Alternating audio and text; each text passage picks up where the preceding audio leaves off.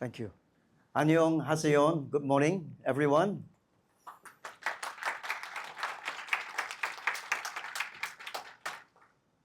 That is the only Korean word I'm going to speak today. It is a pleasure to be here, and I would like to sincerely thank WEMADE for inviting me to speak in this very important event. Thank you to the leaders from banks, financial institutions, and I believe the regulatory bodies for being part of this conversation. We are at a pivotal moment for Korea's financial ecosystem. And today, I would like to share my views on three key areas.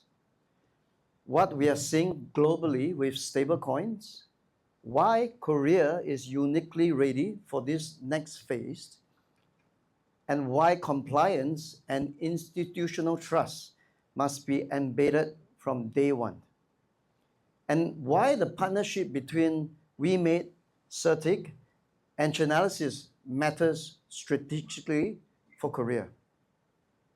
So let me begin with the global momentum.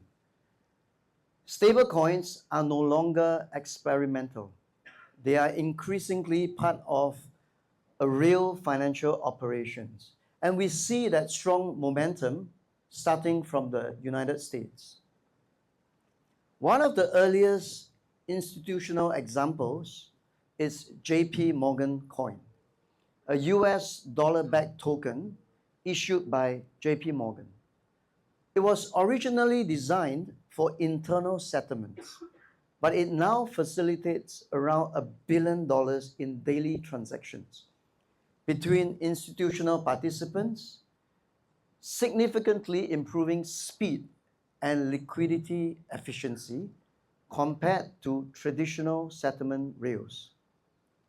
Visa has also launched pilot programs allowing banks to settle transactions using USDC. This is 24/7 settlement even when traditional payment systems are closed. This is not about crypto trading. It is about modernizing how value between regulated financial institutions are moved. PayPal, it's also a customer of ours, has also introduced its own stablecoins, PYUSD, which has already been used in real B2B payments, including cross-border business payments between enterprises using blockchain-based settlement platforms. At the policy level, the US is advancing its federal legislation, such as the Genius and Clarity Act, which aims to provide a regulatory framework for stablecoin issuers and integrate stablecoins into regulated payment systems. These examples tells us something very important, that stablecoins are evolving into the financial infrastructure, supporting settlement, liquidity management, and cross-border payments. And they are doing so inside a regulated environment. Let's look at examples closer to home. In Asia, Singapore has also taken very concrete steps toward regulated stablecoin infrastructure. MAS, the Monetary Authority of Singapore, which is our regulator, was among the first in the world to establish a very clear legal framework for stablecoins, requiring fully backed reserves, strict audit and disclosure standards, and enforceable redemption rights. All of these are critical elements of financial risk management. Singapore's market have already seen nearly $1 billion in US in stablecoin payments in recent quarters, with merchant acceptance and very innovative payment integration, and this is gaining traction. Moreover, ongoing tokenization trials underscores how regulators are treating digital money as an integral part of future financial infrastructure rather than an experiment. And that is why stablecoins are now on the agenda of all central banks, regulators, and major financial institutions worldwide. And I believe that is why you are here today. There are no longer niche crypto products.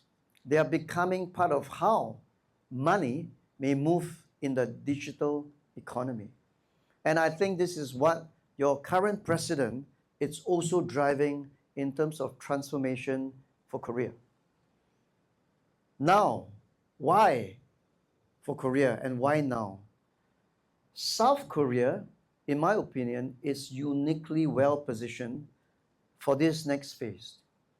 In 2025, more than 16 million Koreans, roughly 30% of Koreans' population, hold cryptocurrency accounts on domestic exchanges.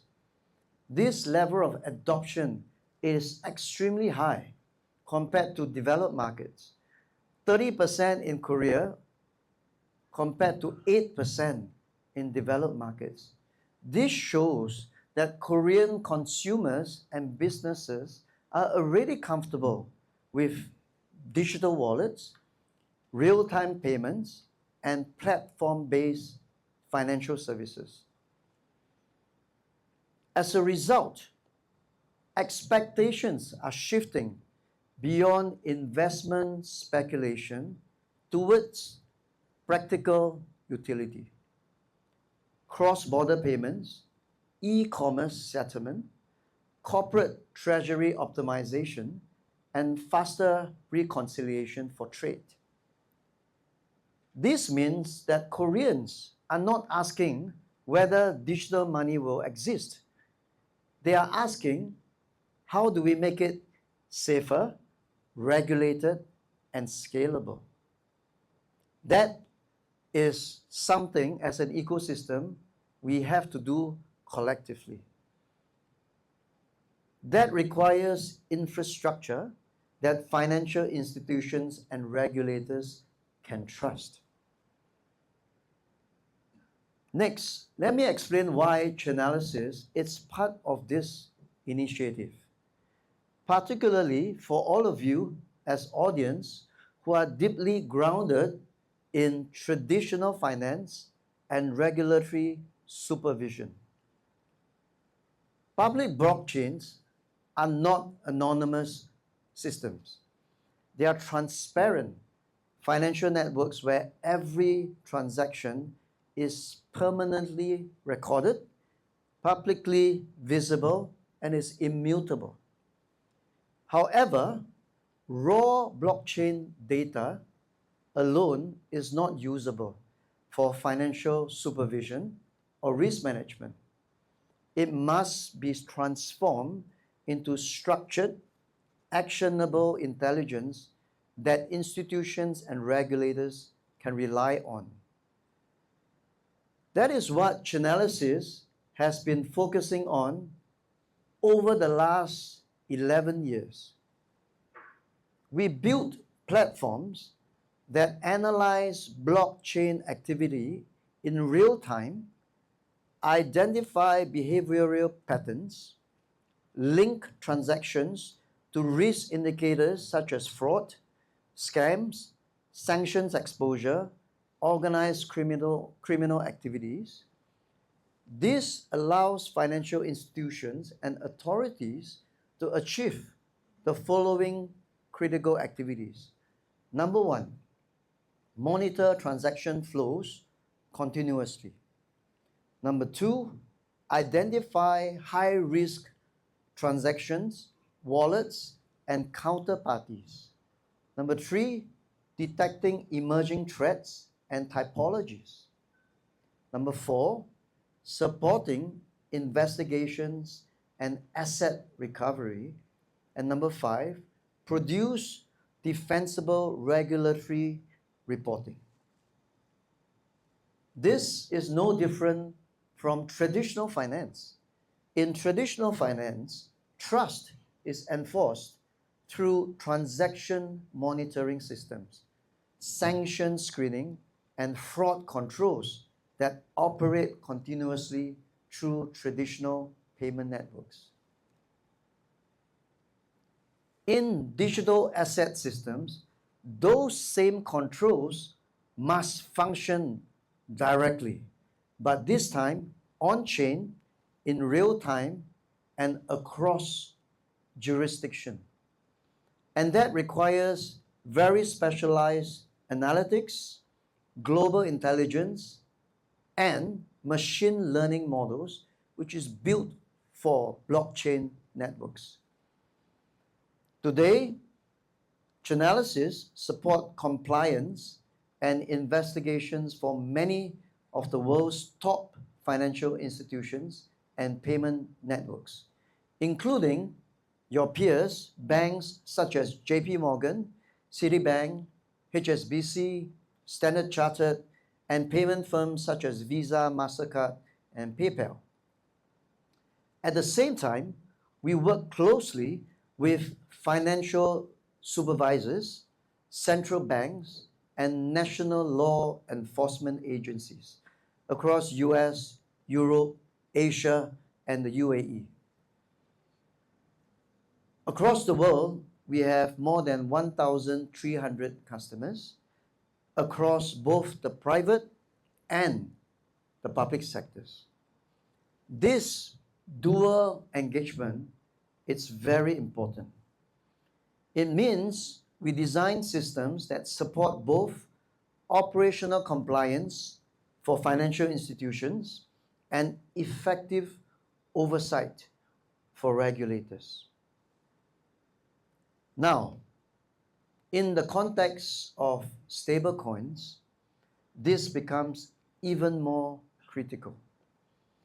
If stablecoins are to function as regulated digital money, they must satisfy the same expectation that apply to any payment instrument or deposit-like instruments. Number one, transactions must be traceable end-to-end. Number two, the risk exposure must be continuously assessed. Three, illicit activities must be detected early, not after the fact. Number four, controls must be enforceable, but at scale in a consistent framework. And number five, reporting must be auditable and reliable. From our global experience, the stablecoin project that gains institutional participation fastest are those that integrate compliance, transparency, and monitoring into your core protocol design, not those that attempt to layer controls after issuance.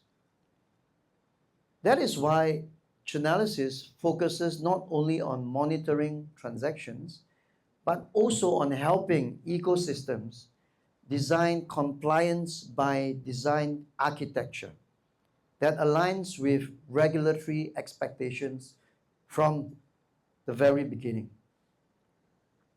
Which brings me to the importance of our partnership here. Through the Global Alliance of Korean Won Stablecoins, GACS, WEMADE is not just simply discussing digital currency. It is building production-grade infrastructure designed for real economic use. Our role at Chainalysis is to ensure that compliance and risk management are embedded at the core of the GACS infrastructure.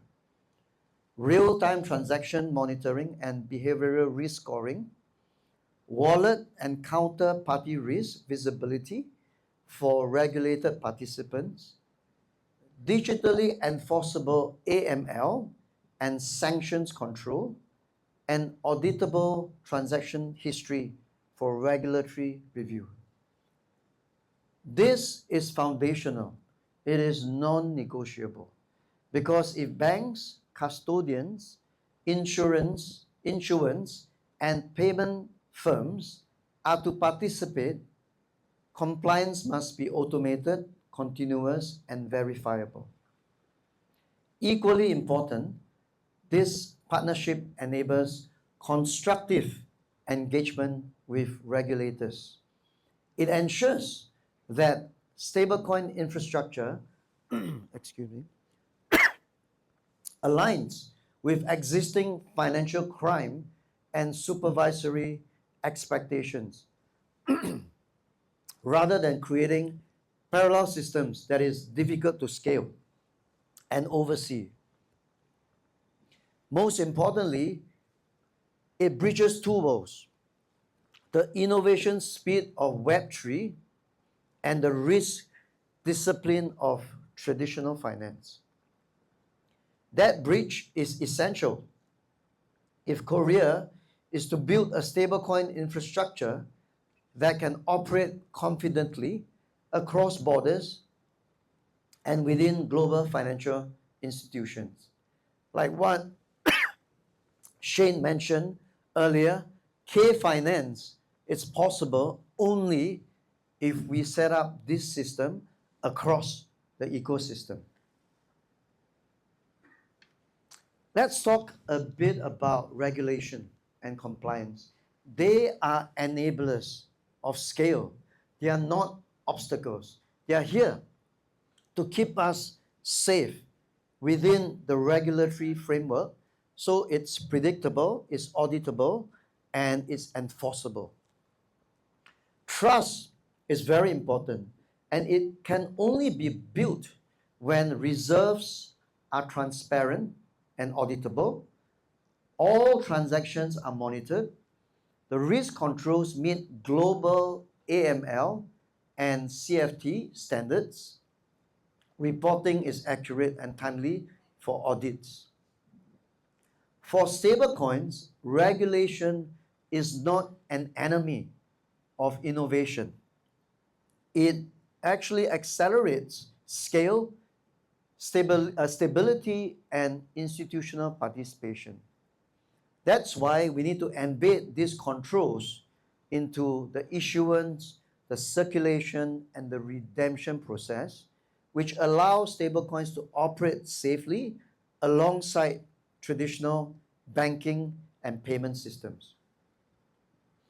This is especially important in Korea, where your regulators are actively shaping framework that encourages innovation while protecting financial stabilities and consumer trust. That's why designing the right infrastructure that aligns with these expectations from the beginning is not just prudent, it is necessary. To close, let me summarize my points.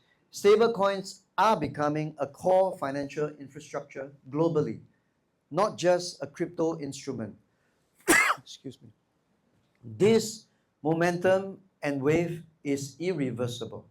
It is almost like internet banking. Imagine in the 80s when someone were to tell you that you could digitally transfer money from your computer. You would not have believed it. We are in the 1990s of internet banking, but this time around with stablecoins.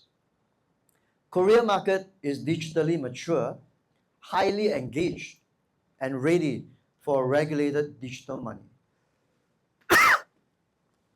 Compliance and transparency are no longer optional. In fact, they are the foundation of trust. Chainalysis brings global compliance leadership to ensure that our ecosystem meets these regulatory standards. And WEMADE's leadership is moving Korea from experimentation to implementation of real infrastructure. Thank you again to WEMADE for hosting and for bringing together this alliance. And thank you to all of you, regulators, bankers, industry leaders, for your commitment to shape Korea's financial future responsibly and with trust. Together, we are not just building new technology, we are building a trust anchored financial infrastructure that can position Korea as a global leader for the next generation of digital payments. And with that, I thank you.